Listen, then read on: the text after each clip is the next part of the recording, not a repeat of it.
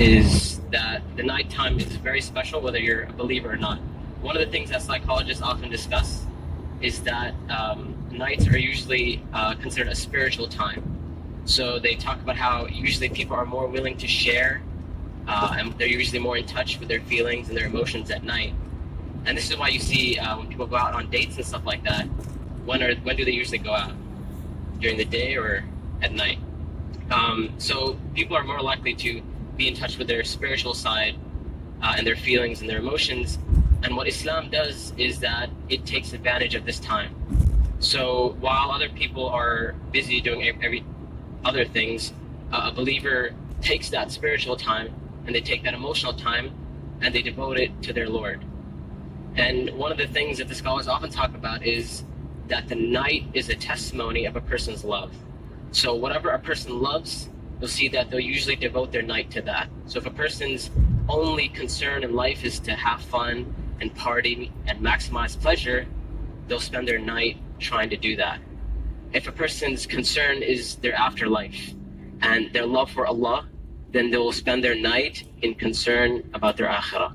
And they'll spend their night devoted to Allah Azza wa Jal. As Allah Azza wa said, وَالَّذِينَ آمَنُوا أَشَدُّ حُبًّا لِلَّهِ, that those who believe, they're stronger in their love for Allah Azza wa Jal.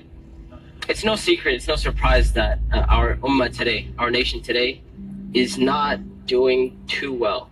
And I hate to be negative, I hate to be negative about issues, but this is just a reality. And the point isn't for us to become depressed and say we're a goner and there's nothing we can do. The point is, how do we bring ourselves out of this situation, and how do we become like the companions radiallahu ta'ala anhum?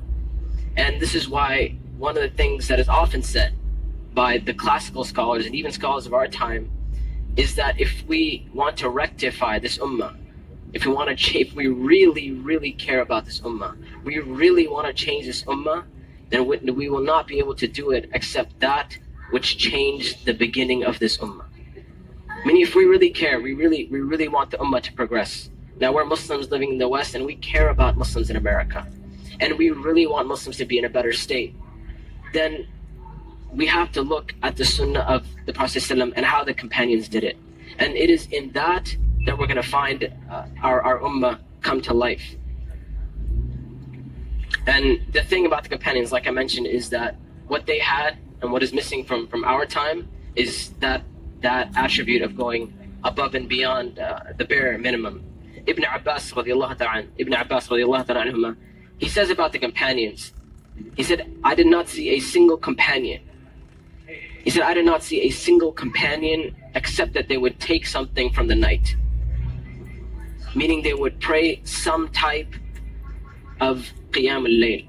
And one of the most oft questions I get from young people is, you know what, my iman is just not doing too well. Like, I have a dip in my iman and I just don't feel it anymore. Or a lot of times people who start practicing Islam, they'll have this iman high and they're doing really, really well, and then a time will come where they'll be like, it just doesn't feel the same anymore.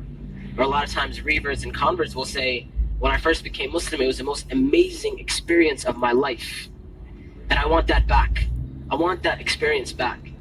And one of the first questions I ask these people is, how is your connection with Allah? How is your Qiyam al-Layl? When was the last time you got up in the middle of the night or in the last third of the night to pray to your Lord?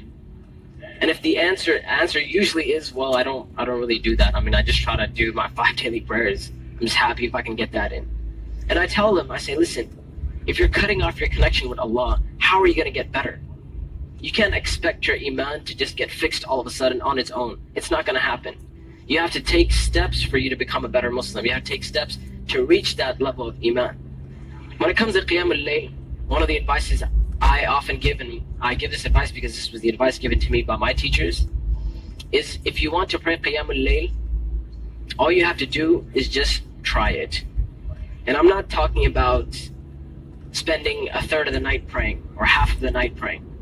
I'm saying get up 10 minutes before Fajr.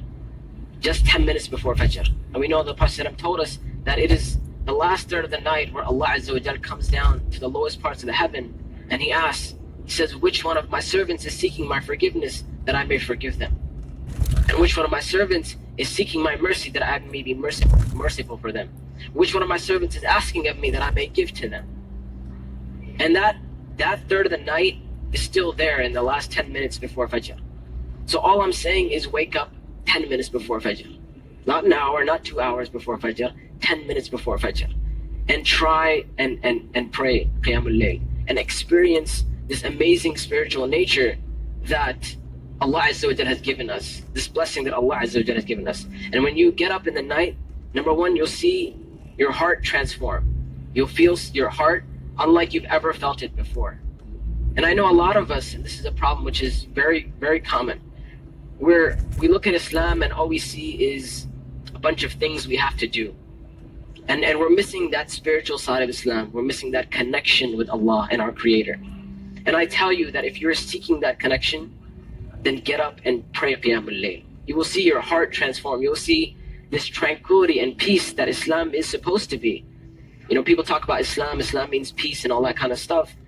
If you really want to experience that, get up in that last third of the night. Get up for 10 minutes and you will see that peace and tranquility descend upon you. Bismillahir Rahmanir Rahim.